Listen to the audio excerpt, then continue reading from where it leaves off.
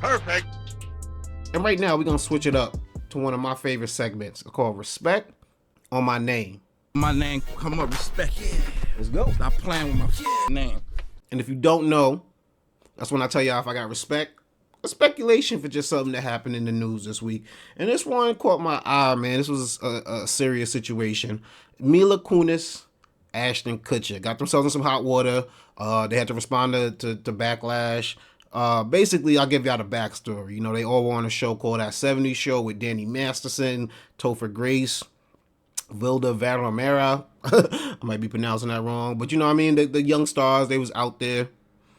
Fast forward, Danny Masterson has been accused of rape and, you know, went to trial. First trial was, I think, a hung jury. Second trial, he's convicted. 30 years, 30 to life. Been 2 women. 2 out of the 3 counts that he was facing. Now, Danny Masterson's obviously a wild boy because, you know, throughout the course of this trial, you've seen that they used intimidation tactics through the Church of Scientology to threaten some of the young ladies that were making these accusations against Masterson. And just the whole thing is just disgusting because, like, they actually, all of the accusers met Masterson through the Church of Scientology. So it's a real weird situation when it all comes out to play. But we'll fast forward. You got Ashton Kutcher and Mila Kunis after he's been sentenced.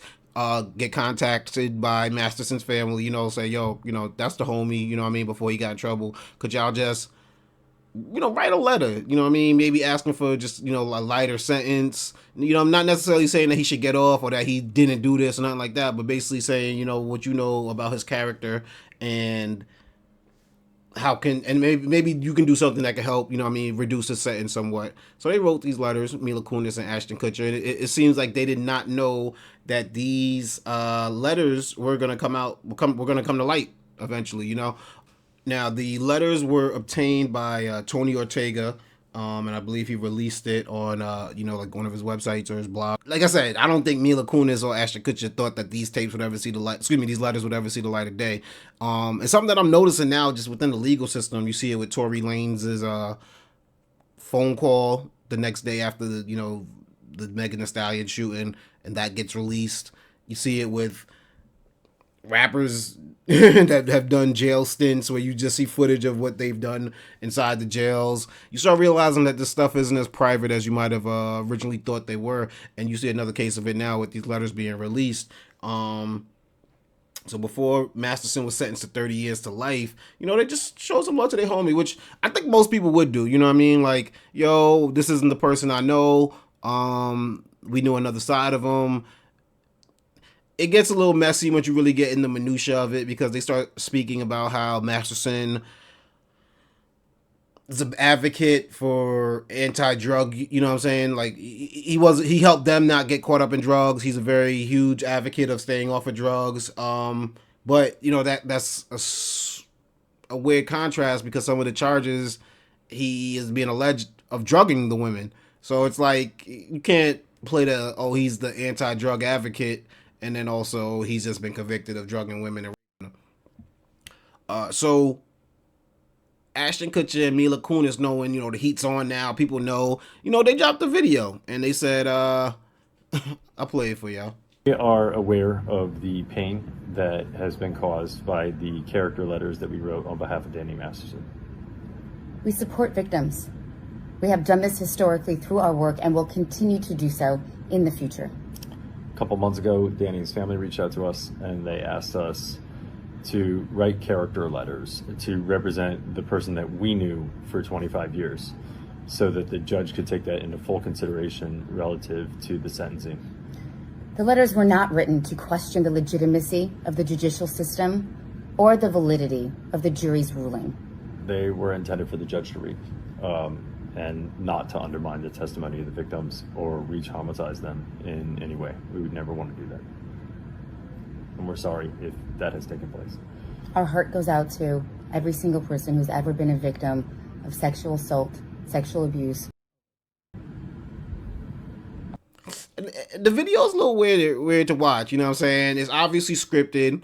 One thing I noticed is Ashton is definitely a little bit more energetic. He's a little bit more lively, in a sense where it comes across a little bit more natural, where it sounds like Mila is reading off a teleprompter. Not great, you know what I'm saying? And it's like, oh man, this is Meg from Family Guy. This is, you know what I'm saying, Shorty from that 70s show. You know what I mean? Like, how can you not be able to portray this in a better way that doesn't come off so robotic, doesn't come off like a hostage tape? Because, you know, it's obviously something they don't want to do. They didn't think that they would have to deal with this. It looks weird. I believe that Ashton and Mila are both advocates, anti-sex abuse for kids and things of that nature, anti-child sex abuse organizations. But Ashton actually, after all this has happened, has stepped down from his position at Thorn and is no longer connected to the organization at all.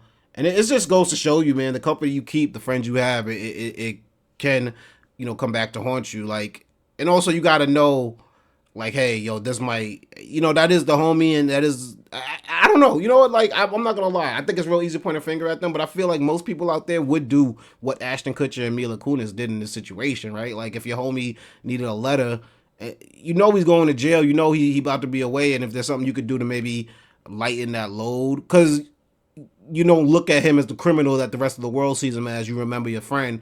I think most people in the same position would do it. Maybe I'm wrong in that, but I think most people would do the same thing that they do. And most people wouldn't have to worry about it ever seeing the light of day or ever coming out. But unfortunately, you know, once you're a celebrity, people are going to care. And it makes it real easy to paint Ashton Kutcher and Mila Kunis like, oh, now you guys don't care about victims. Now you guys don't give a F about what happened to these accusers. You know what I'm saying? As hard as it is to get a conviction, now you're trying to lighten the load a bit. You're bringing up that he's not going to be around his daughter for these years, for this long amount of time, and what effect that could have on her. But what about the effects that it has on the people that were his victims? You know what I mean? Like, so it's really easy to point a finger from this standpoint. But I always, like I said, I think most people would do the same thing. Now, what makes it a little bit also messier is Chrissy Bixler.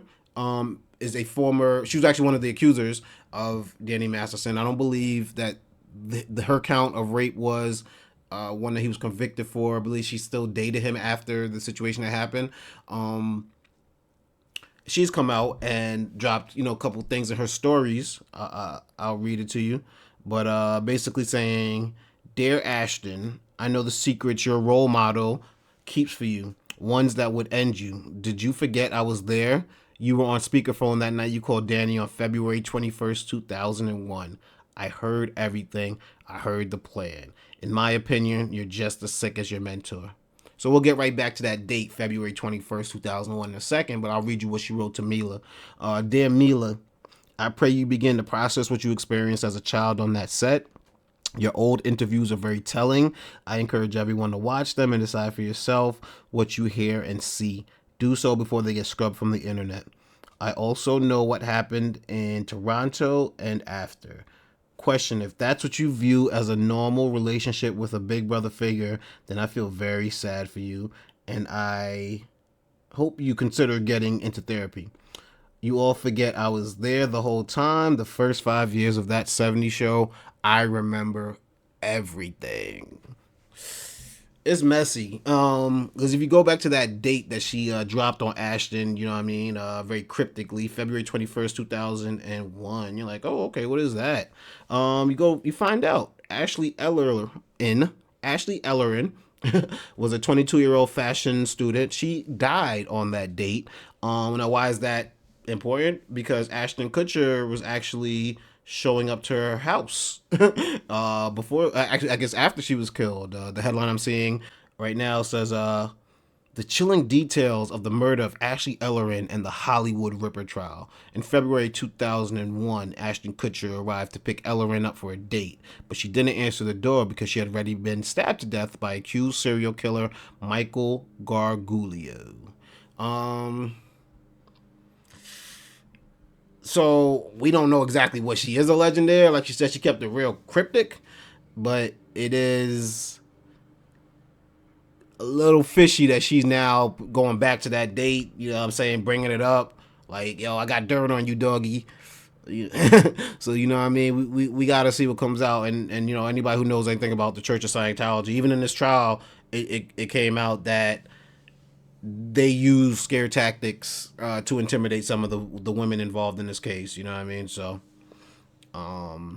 even in the Ashley Ellerin thing I'm reading here, there was an article where they said the next day when he had learned Ellerin had been murdered, he reached out to police. He said he was worried because he put his hands on her doorknob while trying to open the front door. My fingerprints are on this door and I was freaking out. He said, I told an officer, let me tell you what happened. That's going down the conspiracy hole, you know what I'm saying?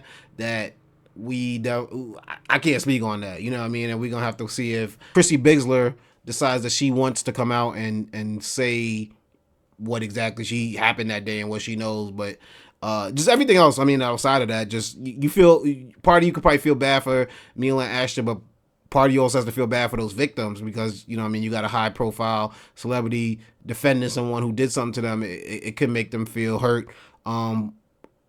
But I also, like I said, think that they did not think that these letters would ever see the light of day and thought that they could just button this up and kind of it'll go away. And it's now having this backlash because they look like they trying to take the whole cast down. You know who's somewhere smiling about this? Your man Topher Grace. I believe his name was Eric on the show. Yeah, because you know what I'm saying? Like Topher, they ain't had no love for Topher on the show. They like the whole crew was clicked up and they ain't let Topher be down. They ain't kicking with him. And somewhere he's smiling like, I told y'all. I told y'all. You know what I mean? So we'll see what happens with that, man.